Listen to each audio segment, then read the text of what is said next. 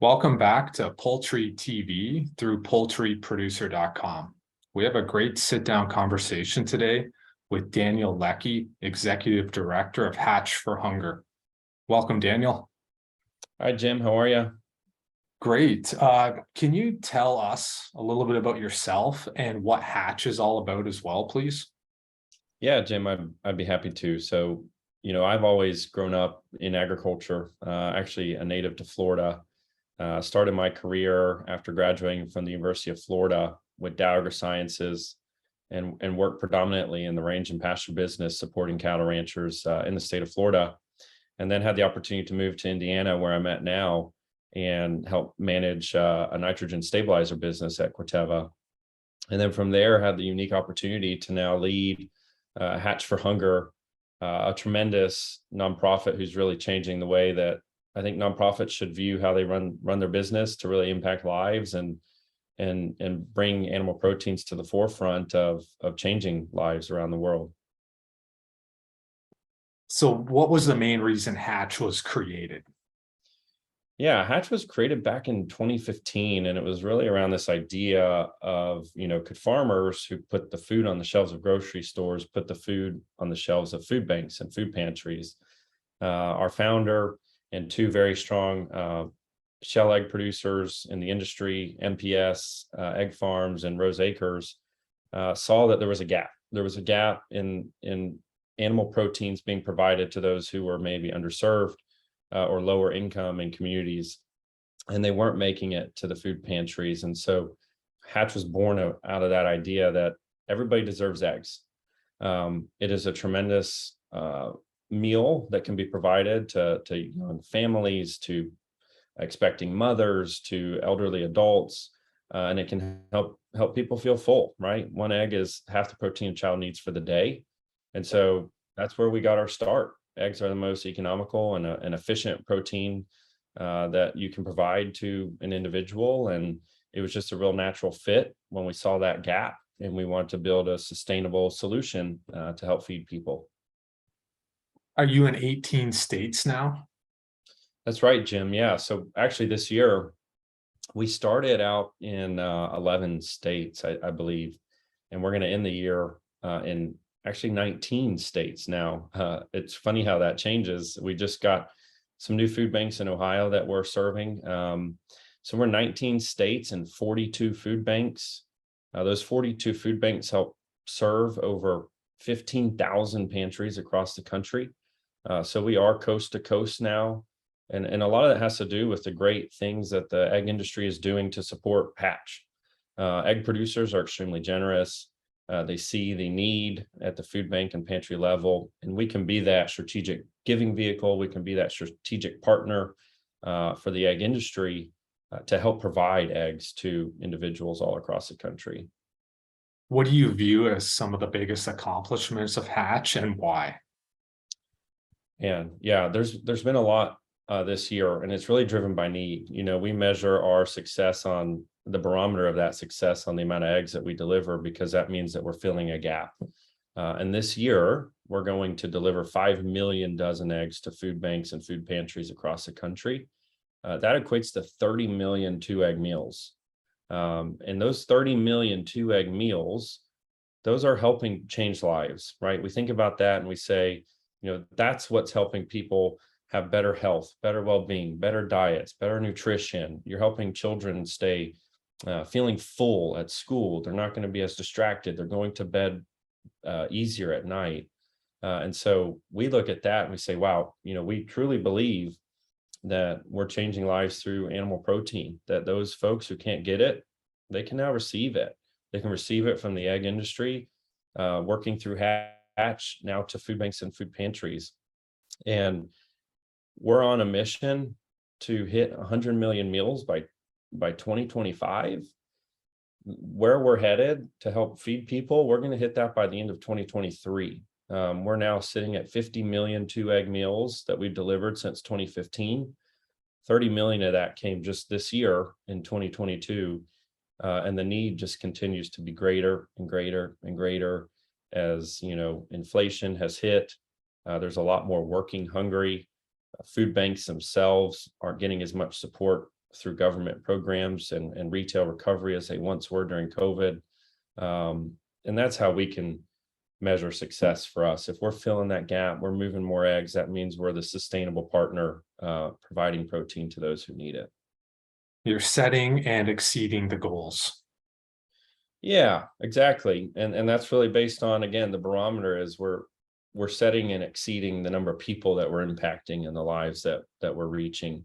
And that's what's important to us is, last year we did 1 million dozen eggs, and we never would have thought we could do 5 million dozen eggs delivered to food banks to help feed people. And it just continues to show that the need is there, it's real. And I think the industry is looking for partners like Hatch who are changing the way that giving is done, creating this idea of shared value and promoting the industry and the great things they're doing. That is in and of itself success to us, because the more people that believe in what we're doing, the more access we can get, which means we make protein more accessible for those who can't get it themselves. Hatch also talks about protein power. Can you tell us a little bit about what that means? Yeah, Jim. So protein power is fun, right? We get the chance to deliver the most efficient form of protein in the form of an egg to people across the country. And just one egg, 70 little calories and 6 grams of protein is half the protein a child needs for the day. And that's really how we get our 2 eggs equals a meal equation, right? You can provide 12 grams of protein with 2 eggs, which helps feed a child, truly for the day in terms of their protein needs. Beyond that, eggs have 13 essential vitamins. They have vitamin D. They have choline, which is really good for expecting mothers, for a developing fetus. You look at other things like lutein and other antioxidants that are really good for elderly individuals, right? Folks who may be at risk for Alzheimer's or developing cataracts or cognition issues, right? Those types of vitamins and antioxidants can actually help slow that. And so when you're working with a vulnerable population who's vulnerable to health, medical issues or different diseases, you can help kind of offset that through animal protein by providing better nutrition, better diet, which ultimately then leads to, again, our goal of better health, better well-being, and lowering medical costs for all, because ultimately, the research would tell you that folks are having to decide between power and food and medical bills and what gets paid. And if you can help lower one of those, then they don't have to make a decision on all three. And that's where animal protein, this idea as food is medicine, it's really starting to come to light, because food can be medicine in the form of better nourishment and better nutrition. And that's what animal protein can do for a lot of the folks who don't get it on a daily basis. So how has Hatch to help make a tangible difference to underserved communities across the US and when the need for protein continues to increase? Yeah, so tangible difference, I think when we deliver eggs across the country and we look at 42 food banks serving 15,000 plus pantries, and those eggs come in a carton, there is nothing more tangible to those folks receiving a carton of eggs that feels like they have bettered their lives, right? By going to that pantry, they now receive, they have more dignity. They get this egg in a carton like they were at a grocery store. It provides them the choice that they didn't think they could get, right? Because many years before us, eggs were just a staple. They didn't exist, right? USDA would drop eggs to a food bank and maybe once a quarter, folks who would go there would receive eggs. And now many of those are getting eggs on a weekly basis. That's different to us, but the job's not done just with eggs, right? And so we continue to look to how we can build this sustainable protein supply chain to hunger relief organizations beyond just eggs. Can we go into other animal proteins that are also of high nutrition, high protein value, economic, efficient? Because ultimately, our goal is to move somebody from the pantry to Snap and Wick. From Snap and Wick, now they can buy those products in a store, and then maybe they get off Snap and Wick programs, and now they can buy it themselves. And they can go all the way back to when animal protein was really readily available in their lives, and they can see how that helped move them through that funnel, from dependency to independent, right? They are now independent, and they can purchase that protein that helped them, at a time when they needed it, right? We think about protein as a vehicle for changing lives, families coming together, eating meals together, children learning how to cook eggs, right? It's a very easy meal, first of all, as a first food, but then also it's an easy, first food to learn how to cook.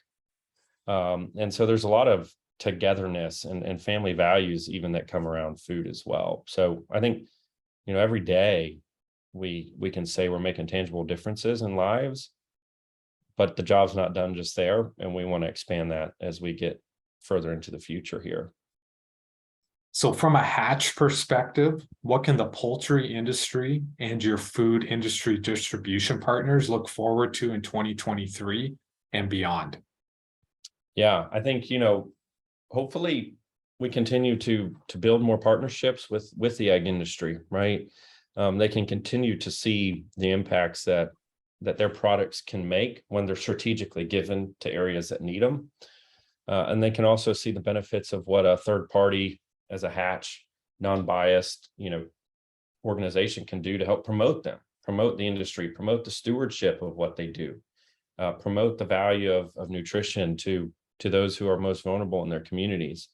I think also another thing we're looking at doing is, younger folks in the workforce are looking for things to align to, right? And so we can also be that alignment internally and employee retention for some of these partners who are hiring younger folks in the workforce who want to align to a missionally based company, right? So we can do those types of things for them.